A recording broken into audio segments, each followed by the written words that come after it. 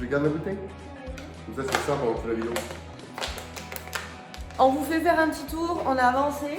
Un petit point. On est à. Ça fait 15 jours à peu près qu'on a commencé. Profite, on est en fin de journée. La lumière est très belle. Voilà.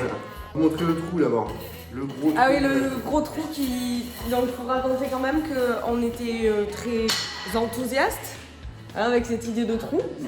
Et finalement, le mec a mis 3 jours à faire son trou. Il a galéré, il a changé 3 fois la tête de forage. Il est resté pendant des heures devant le truc avec sa machine.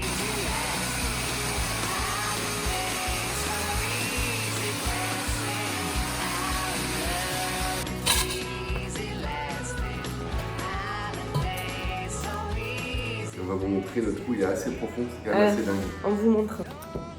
Coucou. Voilà, c'est bon, on te voit. Donc voilà, c'est le trou. Donc il fait 16 cm de diamètre. On a déjà commencé à monter les évacuations. Tac. On est passé de l'autre côté de la cloison. Et donc ici, le trou vient de la cuisine de l'autre côté. Donc voilà, ça. C'est par là qu'on va faire passer l'évacuation, c'est pour ça qu'on a fait ça. C'est là qu'on va emmener l'eau froide aussi pour la cuisine et toute l'électricité pour l'autre partie de la maison. Ici, on a déjà commencé à mettre les évacuations pour la machine à laver, un futur petit évier et la canalisation, elle arrive ici, tout à l'égout. Et on va se raccorder normalement aussi avec sur poêle ou peut-être cette chaudière là qu'on va garder au gaz, on ne sait pas encore trop. En tout cas, il faut que j'amène l'eau froide, la nouvelle eau froide jusque là et pour ça j'ai fait un trou, je vais vous montrer. Ah, il est fier de son trou. Anna, elle m'a offert un burineur pour mon anniversaire. Ah ouais. C'est ça le trou. Voilà.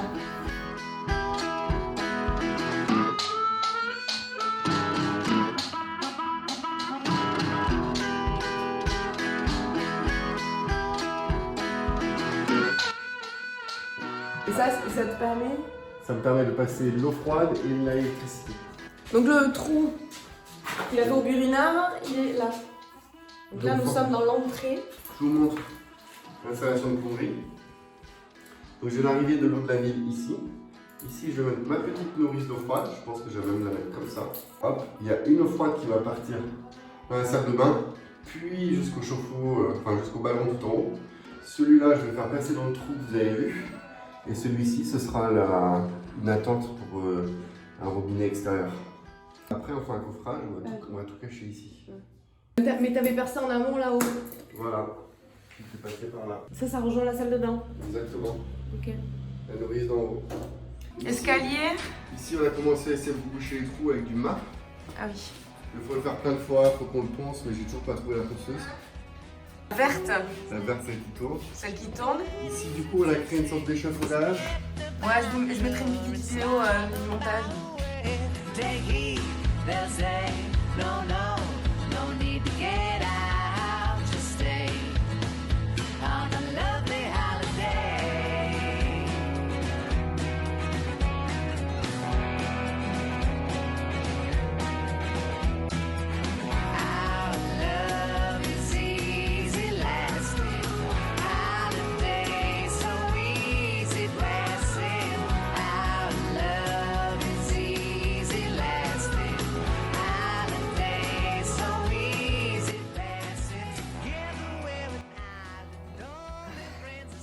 Cool.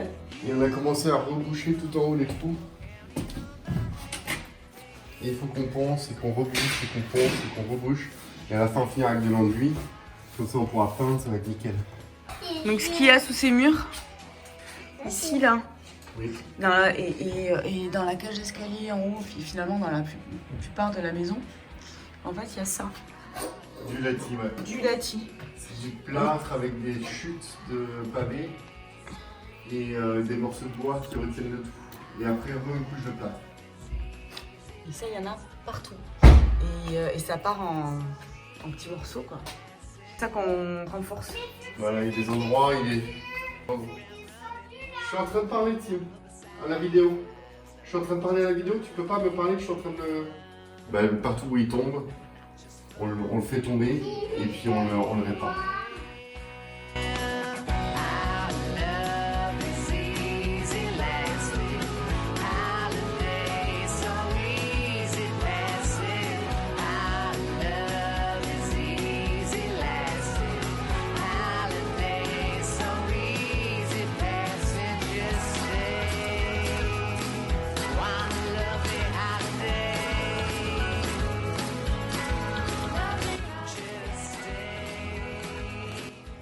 terracotta, ici les couleurs avec le blanc, le plafond.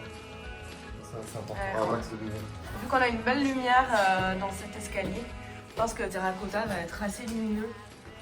Alors ici finalement on a complètement... Ah oui, on a changé d'avis. Complètement cassé la cloison. Donc en fait au final ici on avait coupé un bout de cloison et en fait ça tenait pas bien. Ouais. Donc on a décidé de l'enlever complètement. On coupe tout. On défonce tout. Non on coupe propre. On défonce pas tout. On coupe net. On prend une règle. En douceur comme ça, avec la scie circulaire. Oui.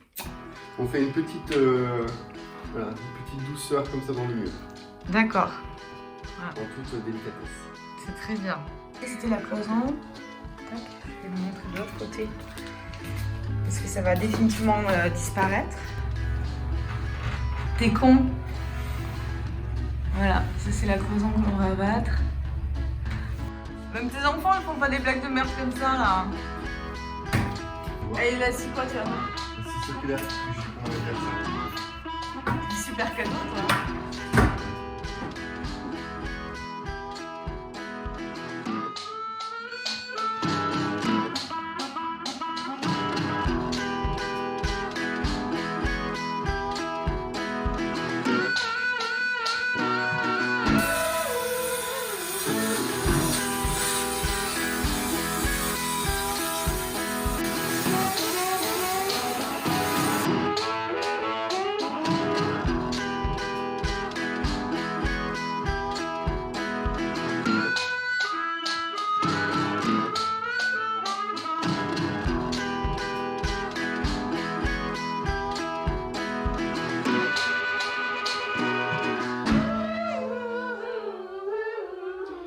On a mis la rambarde, je sais pas si vous vous rappelez dans la première vidéo, dans les toilettes du bas. Comme ça on a essayé de rattraper un peu le niveau. Ici après on va mettre des tiges comme ça. Et puis on va venir enfiler du béton cellulaire comme ça dessus. Pour faire un petit muret qui va monter ici. Et qui va empêcher de tomber avec un petit plateau dessus pour que ce soit joli, qu'on puisse mettre des petits objets. Puis tout en laissant passer un maximum de lumière. Ici tu vois bien le jardin. Je vais vous montrer d'ici. Donc là, il y a le petit. Ça va être plutôt sympa d'ici. Voilà un peu ce qu'on a fait pour le moment. Et puis moi, j'ai fait des trous aussi, sinon pour les. Il a fait des trous, il a encore fait des trous. Je sais pas si c'est quelque chose de masculin, je pense pas que ce soit un truc de genre. Non. La question est, est-ce que les personnes. Attends, contre-jour. Est-ce que les personnes qui aiment faire du bricolage aiment faire des trous? Mais tout le monde aime faire des trous. Fais des trous, tu verras, c'est trop bien de faire des trous. Ouais. Tout le monde aime faire des trous. Tu crois? C'est sympa, tu détruis et en même temps tu fais un truc utile. Ok, donc il a fait des trous.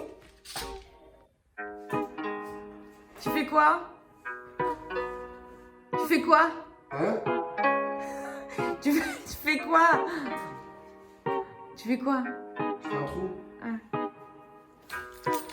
Chape de béton et en dessous il y a un plancher super épais. Donc je suis passé comme ça à travers pour que l'électricien puisse monter ses câbles et ses gaines. Je pense qu'il y aura, mais le trou sera même pas assez gros. Et ensuite après il va monter là-haut pour ramener l'électricité là-haut, notamment au ballon d'eau chaude qui est juste au-dessus. Le ballon d'eau chaude on va pouvoir le relier, on l'a monté. Que vous avez monté? Oui. Allez, on va monter le ballon d'eau chaude. Ah mais attends, moi je veux montrer ma glycine. Alors, si ça c'est pas beau. On vous montre, c'est le ballon d'eau chaude. Peut-être que les gens s'en fichent un peu. Le ballon de chaude. Oui. C'est papa qui l'a emmené ici. Ballon vide. Ballon vide. Oui, sinon c'est beaucoup trop lourd.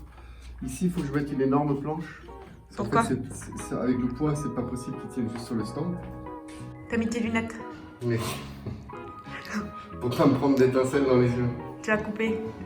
Tu as coupé quoi? Un clou. Un gros clou. C'est tout? Ouais.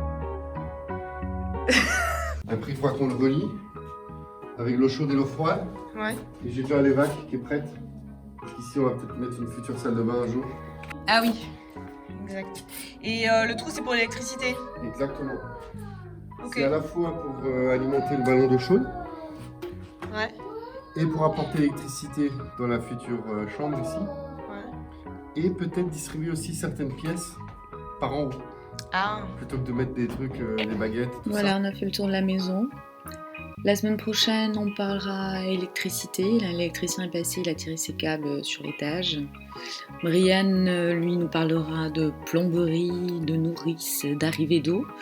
Et on continuera à vous partager toutes nos aventures et nos avancées. Allez, salut!